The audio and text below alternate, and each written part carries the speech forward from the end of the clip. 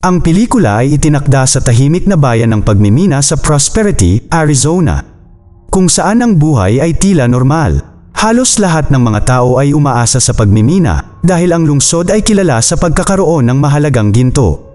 Ang eksena ay naputol sa isang truck na may dalang malaking dami ng mga kemikal. Dahil napakadilim, hindi napansin ng driver ang isang kuneho na nakatayo sa gitna ng kalsada. Nang bigla siyang lumiko upang maiwasan ito, ang isa sa mga nakakalason na bariles ay gumulong palabas ng truck at nahulog sa isang malapit na lawa. Kinaumagahan, makikita natin ang isang taong mahilig sa gagamba na nagngangalang Josh na nangongolekta ng mga insekto mula sa parehong lawa. Siya ay ganap na walang kamalayan na ang tubig ay kontaminado na ng lason. Araw-araw siyang pumupunta rito para maghanap ng mga insektong magsisilbing pagkain ng kanyang mga gagamba. Ang pelikula pagkatapos ay lumaktaw sa isang linggo mamaya at ipinakilala sa atin ang ating pangunahing tauhan, isang 11 taong gulang na batang lalaki na nagngangalang Mike. Isa rin siyang masugid na mahilig sa gagamba, kaya naman patuloy niyang binibisita ang matalik niyang kaibigan na si Josh. Sa araw na iyon, napansin ni Mike na ang mga gagamba ay lumaki ng husto. Ito ay palaisipan sa kanya, kaya tinanong niya si Josh tungkol sa kung ano ang pinapakain niya sa kanila. Sumagot ang huli na nakakita siya ng ilang magic cricket na nagsisilbing steroid para sa mga gagamba. Naniniwala rin si Josh na kikita siya ng kayamanan sa kanyang natuklasan. Habang patuloy na pinag-uusapan ng dalawa ang kakaibang kababalaghan, isang mapanganib na tarantula ang lumabas sa kulungan nito. Pagkatapos ay ipinakita ni Josh kay Mike ang isang malaking orb weaver spider na pinangalanan niyang Consuela. Ito ay tila lubhang nakakalason at nakamamatay. Maya-maya, tumunog ang alarm ni Mike at sinabi niyang kailangan na niyang pumasok sa paaralan. Pagkatapos ay umalis siya sa lugar, ngunit nangako siya na babalik siya sa susunod na katapusan ng linggo. Sa sandaling umalis ang bata, sa wakas ay napagtanto ni Josh na nawawala ang isa sa kanyang mga tarantula. Desperado siyang nagsimulang hanapin ito, ngunit nahanap muna siya ng tarantula at kinagat siya sa kanyang likod. Si Josh ay sumisigaw sa takot dahil ang sakit ay hindi matiis, ngunit walang sino man ang makakatulong sa kanya. Ang mas masahol pa, siya ay nagtatapos sa pagkatumba sa iba pang mga enclosure, na inilabas ang lahat ng mga spider sa proseso. Sa wakas, nakatagpo si Josh ng isang kakilakilabot na wakas ng palibutan siya ng mga mutated na insekto at unti-unti siyang kinakagat. Nang sumunod na linggo, papunta si Mike sa bahay ng kanyang matalik na kaibigan nang harangin siya ng sheriff ng bayan. Siya ay walang iba kundi ang kanyang ina na si Samantha. Si Mike na walang kamalay-malay na patay na ang kaibigan niya, na sinabing bibisita siya sa saglit sa kanyang kaibigan, ngunit iniutos ni Samantha na umuwi siya kaagad. Inaangkin niya na ang kalapit na pond ay kontaminado, kaya ang lugar ay hindi ligtas. Sa kasalukuyan, siya at ang kanyang kasamahan na si Pete ay nagsisikap na tukuyin ang mapaminsalang kemikal na dumumi sa pond. Sa gabi, nag-aalala si Mike sa kaibigan niyang si Josh dahil mahigit isang linggo nang hindi nag-uusap ang dalawa. Sinusubukan niyang tawagan siya, ngunit syempre walang tumanggap nito. Pagkatapos ay dinala tayo sa tirahan ni Josh na ganap na kinuha ng mga gagamba. Ang buong lugar ay natatakpan ng mga sapot ng gagamba at ang mga gagamba ay lumaki at naging kasing laki ng mga aso. Samantala, sa lokal na mall, nag-aanunsyo ang alkalde ng bayan. Masyado na raw luma at wala na sa uso ang mga minahan kaya dapat doon na sila magtayo ng commercial complex. Nais niya ngayon na ibenta ng mga tao ang kanilang lupa upang ito ay maging posible. Gayunpaman, karamihan sa mga tao ay nagpahayag ng kanilang hindi pagkakasundo kaagad.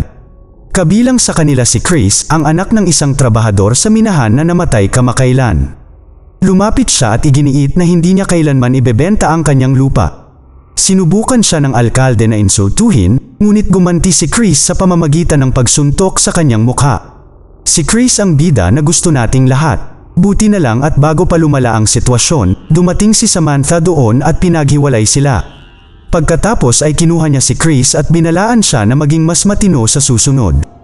Habang nagbubukas ang kanilang pag-uusap, malalaman natin na sila ay nagbahagi ng isang romantikong kasaysayan. In love pa rin sila sa isa't isa ngunit takot na ipahayag ito.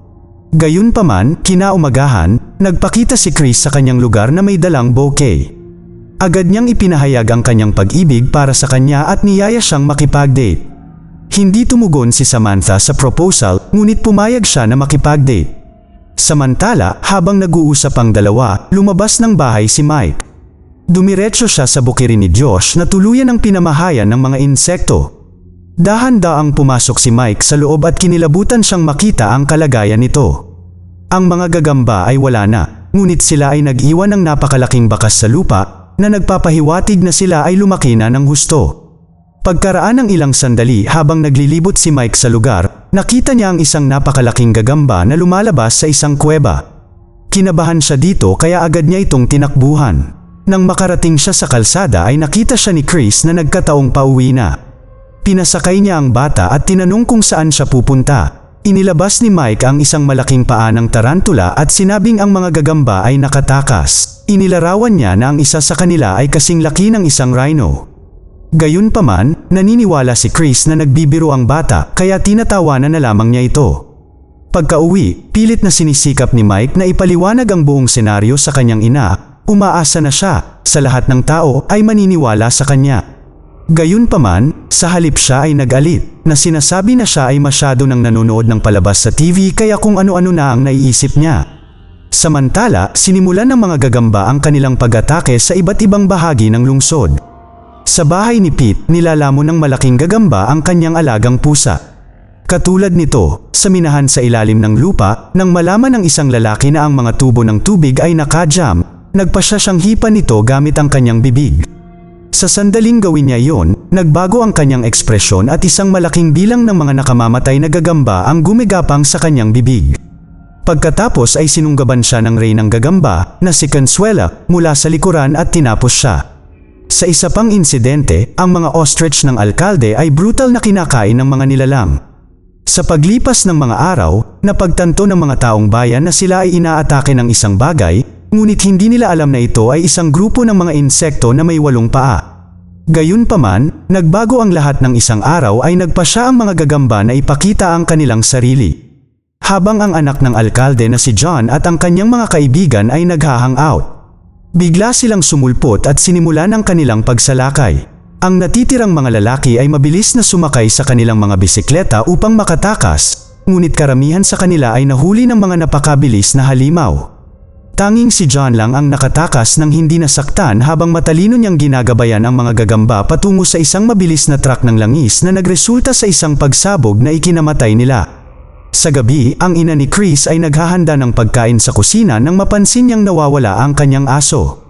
Habang hinahanap niya ito, nakakita siya ng bakas ng dugo na humahantong sa kanya sa malapit na minahan. Ang bahay pala ay konektado sa minahan at isang maliit na layer lamang ang naghihiwalay dito.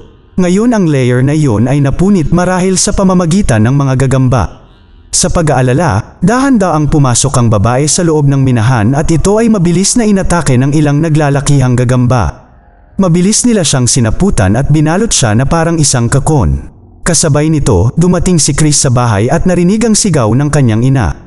Sumugod siya sa minahan ngunit huli na ang lahat dahil kinuha na siya ng mga halimaw. Ang tanging nahanap niya ay isang malaking paa ng gagamba na nagpapaunawa sa kanya na si Mike ay nagsasabi ng totoo sa lahat ng panahon. Sa susunod na eksena, si Chris ay nagmamadaling makipagkita sa batang lalaki at ang huli ay sa wakas ay may pagkakataon na ipakita ang kanyang kaalaman sa mga gagamba. Iniisip niya na ang mga kemikal ay ginawa ang mga insekto na maging mas malaki at sila ay patuloy na lumalaki hanggat sila ay may mga lason sa kanilang mga katawan. Tiniyak din niya kay Chris na hindi patay ang kanyang ina dahil karaniwang binabalot ng mga orb weaver ang kanilang biktima sa mga kakon ngunit hindi sila pinapatay. Ito ay dahil gusto nilang mapabilib ang reyna sa pamamagitan ng pag-alok sa kanya ng pagkain. Si Samantha, na nakikinig sa lahat ng ito, ay naiwang ganap na walang imik. Sa sandaling iyon, nagsimulang sumigaw ang kapatid ni Mike sa kabilang silid at nang lahat sila ay sumugod sa loob, nakakita sila ng isang gagamba na sinusubukang balutin ng sapot nito ang paligid niya. Sinubukan ni Chris na makialam, ngunit sa huli ay nawalan din siya ng kakayahan. Sa kabutihang palad, binibigyan nito si Samantha ng sapat na oras para kunin ang kanyang baril at barilin ang insektong yun. Pagkatapos nito, sinubukan niyang tumawag para sa backup, ngunit ang lahat ng mga linya ng telepono ay mukhang patay. Dahil walang pagpipilian, ginagamit niya ang kanyang walkie-talkie para tawagan ang kanyang assistant na si Todd. Alam na alam ng huli ang sitwasyon, at iminumungkahi niya na gamitin nila ang lokal na istasyon ng radyo upang alertuhan ang publiko. Di nagtagal, dumating ang grupo sa istasyon ng radyo na pinamamahalaan ng isang lalaki na nagngangalang Harlan. Mabilis na nag-leave si Samantha at binalaan ang lahat ng mga tao na sila ay inaatake ng mga higanteng insekto. Hiniling niya sa kanilang lahat na tumakbo patungo sa lokal na mall dahil ito ang tanging ligtas na lugar ngayon. Gayunpaman, ganap na hindi pinapansin ng mga tao ang kanyang mga pakiusap, iniisip na nagbibiro siya. Ito ay dahil ang may-ari ng istasyon ng radyo na si Harlan ay palaging lutang at gumagawa ng mga insensitive na biro. Samantala, isang malaking tarantula ang dumadaan sa istasyon ng radyo. Nang maramdamang may mga tao sa loob, mabilis itong naglunsad ng pag-atake. Si Samantha at ang grupo ay na-stuck na ngayon at nang tila papatayin na sila. Sa kabutihang palad, dumating si Todd at ang iba pa sa oras upang iligtas sila.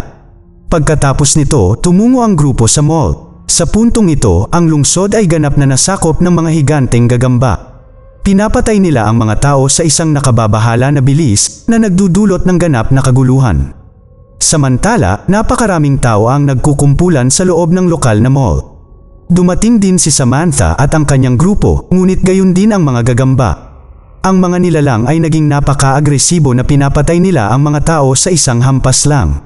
Sa takot na maaaring lumala ang sitwasyon, nagpasya sina Samantha, Chris, at ilang iba pa na harapin sila gamit ang mga baril. Gayunpaman, napakaraming gagamba na dapat nilang puksain. Pagkatapos ay gumawa si Todd ng isang plano. Sinabi niya na ang tanging paraan upang iligtas ang lungsod ay sa pamamagitan ng pagpapatawag ng hukbo. Gayunpaman, sinabi ni Samantha na imposible ito dahil patay na ang lahat ng linya ng telepono. Ibig sabihin, disconnected na sila sa ibang bahagi ng bansa. Buti na lang at may mobile phone si Mayor na bihirang luho na makukuha sa panahong iyon dahil sa patuloy na kaguluhan. Medyo mahina ang network, pero sigurado siya na kung aakyat sila sa malapit na tower maaari nilang gawin ang tawag, ang misyon ay masyadong mapanganib. Ngunit ito lang ang pagkakataon na mayroon sila ngayon, kaya nagpasya sina Chris at Harlan na magtungo sa terrace. Bago umalis, binigyan ni Mike ng pabango si Chris na nagpapaliwanag na ang mga gagamba ay may mahinang paningin, kaya umaasa sila sa kanilang amoy. Kung ang pabango na ito ay ma-spray sa kanila, maaari silang mawala ng pakiramdam sa loob ng ilang segundo. Nagpasalamat si Chris sa bata para sa impormasyon at pagkatapos ay umalis. Pagkaraan ng ilang sandali, nakarating ang dalawa sa terrace at nagpasya si Chris na umakyat habang nagbabantay si Harlan.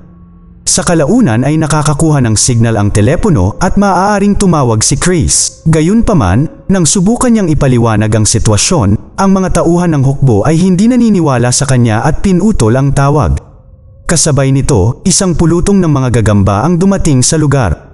Sa isang mabilis na paggalaw, hinikayat sila ni Harlan patungo sa kanyang sarili at pagkatapos ay tumalon mula sa terrace.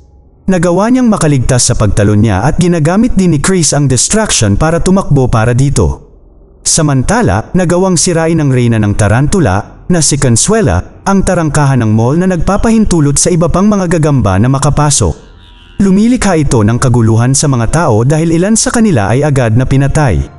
Habang lumalala ang sitwasyon, tinipon ni Samantha ang mga nakaligtas at hinihimok silang pumasok sa malapit na minahan. Hindi nagtagal, sumama din sa kanila si Chris at napagtanto ng grupo na ang minahan ay puno ng methane. Nangangahulugan ito na ang buong lugar ay maaaring sumabog sa isang maliit na kislap ng apoy. Habang sumusulong ang grupo, napagtanto nilang nakapasok na sila sa hideout ng gagamba. Ito ay lalong nagpatunay nang makita nila ang ilang mga nakakulong na tao na nakasabit sa kisame. Karamihan sa kanila ay tila buhay, ngunit ang oras ay nauubos dahil ang reyna ay malapit ng magpiesta sa kanila. Nang matagpuan ni Chris ang alkalde sa loob ng isa sa mga kakon, napuno ng pag-asa ang kanyang puso dahil naniniwala siyang buhay pa rin ang kanyang ina. Pagkatapos ay hiniling niya kay Samantha na pamunuan ang grupo sa ibang direksyon habang hinahanap niya ang kanyang ina. Bago sila maghiwalay, ipinagtapat ng dalawa ang kanilang pagmamahal sa isa't isa at nagpasya na magpakasal kapag natapos na ang kaguluhan. Hiniling din ni Chris kay Samantha na sindihan ang generator na magpapagana sa minahan dahil may plano siya. Pagkatapos nito, kumuha siya ng motor at dahan-daang naglakad sa loob ng madilim na lagusan. Sa kalaunan ay nahanap niya ang kanyang ina, na lumabas na buhay pa, ngunit sa kasamaang palad, bago sila makalayo, dumating si Consuela sa pinangyarihan ng mas galit kaysa sa dati. Sinubukan itong barilin ni Chris ngunit pagkatapos ay napagtanto niya na kung gagawin niya iyon ay sasabog ang buong lugar. Kaya bilang isang huling paraan ay inilabas niya ang pabango na ibinigay sa kanya ni Mike at nag-spray nito patungo sa halimaw na nakakagulat na gumana ang plano. Habang si Consuela ay hindi kumikibo sa loob ng ilang segundo, sinamantala niya ang pagkakataong ito at sumakay si Chris sa motorsiklo kasama ang kanyang ina at mabilis na umalis mula doon. Habang nasa daan, naglagay siya ng kahon ng posporo sa isa sa mga bumbilya. Kasabay nito, nagtagumpay si Samantha at ang grupo na lumabas sa minahan. Nahanap din niya ang generator at pinaandar ito. Sa sandaling gawin niya ito, nag-apoy ang mga posporo at isang malaking pagsabog ang nangyari sa loob ng minahan. Si Chris at ang kanyang ina ay halos hindi nakalabas sa huling segundo, ngunit ang mga kawawang spider ay hindi gaanong pinalad. Ang bawat isa sa kanila ay sinusunog sa loob ng minahan, habang ang apoy ay kumakalat sa buong minahan, na sa wakas ay nagtatapos sa lahat ng mga malalaking gagamba. Mag-subscribe para sa higit pang mga video na tulad nito, i-on ang notification, at mag-iwan ng like para matulungan ang aming channel. Salamat sa panunood.